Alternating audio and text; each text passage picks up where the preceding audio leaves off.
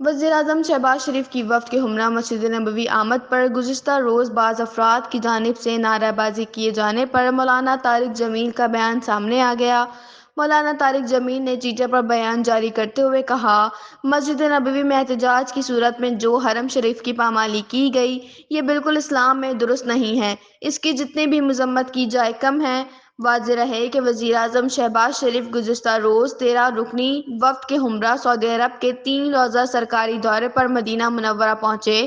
بعد ازاں وزیراعظم اور ان کا وفد روضہ رسول صلی اللہ علیہ وآلہ وسلم پر حاضری دینے پہنچا، جہاں مسجد نبوی کے احاطے میں کچھ افراد نے نعرہ بازی شروع کر دی۔ سوشل میڈیا پر وائرل ہونے والی ویڈیو میں دیکھا گیا ہے کہ کچھ افراد مریم اورنگزیب اور شاذیان بگٹی کو گھیرتے ہوئے ان کے خلاف چور چور کے نعرے لگاتے ہوئے ویڈیوز بھی بنا رہے تھے۔ وزیراعظم شہباز شریف کے دورے کے موقع پر مسجد نبوی میں بعض افراد کی نعرے بازی کو مختلف طبقوں سے تعلق رکھنے والے افراد نے شدید تنقید کا نشانہ بناتے ہوئے اس حرکت کو قابل مذمت قرار دیا ہے۔